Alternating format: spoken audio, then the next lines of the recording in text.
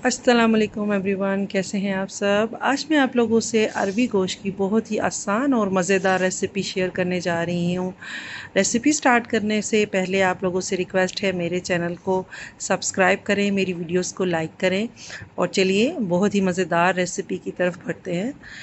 मैंने एक pressure cooker में जो है वो 1 किलो गोश्त ले लिया है। मेरे पास बोनलेस गोश्त था, मैंने वो लिया है, लेकिन आप लोग हड्डी वाला गोश्त ले सकते हैं।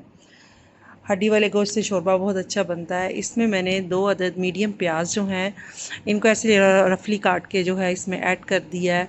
3 अदद मीडियम टमाटर थे, वो मैंने जो है वो काट के गोश्त में शामिल कर दिए हैं। 1 चम्मच जो है वो अदरक और 1 चम्मच जो है वो लहसुन का वो मैंने कूट के इसमें डाल दिया है। 3 अदद हरी मिर्च मैंने ऐड कर दी हैं गोश्त में। अब जो है वो मैं इसमें मिर्च जो है वो 1 चम्मच, नमक 1 चम्मच, एक्चुअली नमक जो है वो 1 से 1.5 चम्मच जाएगा क्योंकि शोरबा बनेगा, और हल्दी जो है 1/4 जो है चम्मच जो है टीस्पून मैंने उसका डाला है। नमक मिर्च जो है वो अपने लिहाज से आप कम या ज़्यादा कर सकते हैं।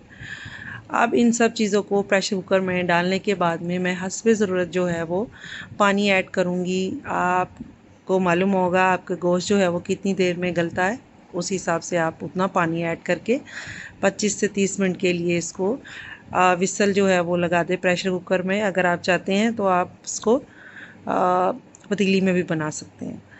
अब मैंने प्रेशर को जो है खोला है, पकने के बाद में गोश्त गल चुका है। मैं टमाटर के छिलके जो है वो निकाल देती हूँ, वो अच्छे नहीं लगते हैं।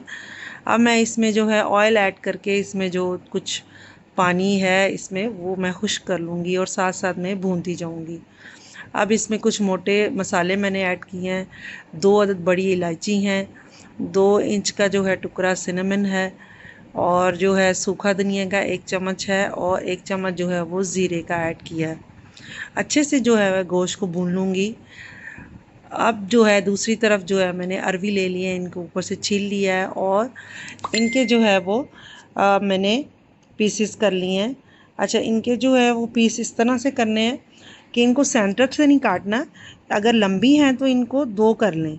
सेंटर से काट देते हैं तो इसकी लेस जो है वो पूरी बाहर निकल आती है और वो अच्छी भी नहीं लगती हैं। जैसे अल्लाह ताला ने सब्ज़ी बनाई है, बस इसको आप सेंटर से नहीं काटें, इसके 2 पीस कर लें। अब इसको नमक लगा के मैंने रख दिया था थोड़ी देर के लिए, और बाद में पानी डाल के इसको 2-3 दफ़ा मैंने वॉश कर लिया और ऑयल में हल्का सा फ्राई कर लिया है। अब मैं इसको गोश्त में डाल के अच्छे से भूनूंगी ताकि जो गोश्त के मसाले जो भी हैं इनका जायका जो है वो अरवी में चला जाए और अच्छे से ये इसमें भून जाए।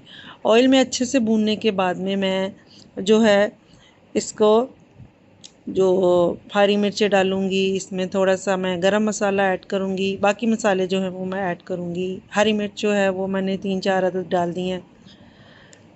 मैं अरवी जो है वो इसमें अच्छे से भून रही है और आप देख सकते हैं कि जो गोश्त है इसने ऑयल छोड़ दिया है, देख सकते हैं आप। अब आप अपनी फैमिली मेम्बर के हिसाब से इसको जितना शोरबा बनाना चाहते हैं आप शोरबा बना लें। कुछ लोग चावलों के साथ खाते हैं, कुछ रोटी घर की, और कुछ नान या हमीरी रोटी के साथ खाते हैं।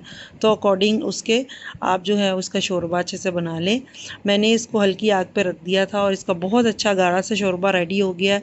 अब मैं इसमें थोड़ा सा धनिया ऐड कर रही हूँ और हरी मिर्च ऐड करूँगी और गरम मसाला जो है वो ऐड करके 5 मिनट के लिए मैं इसको पकाऊंगी ताकि जो गरम मसाला का फ्लेवर इसमें अच्छे से चला जाए।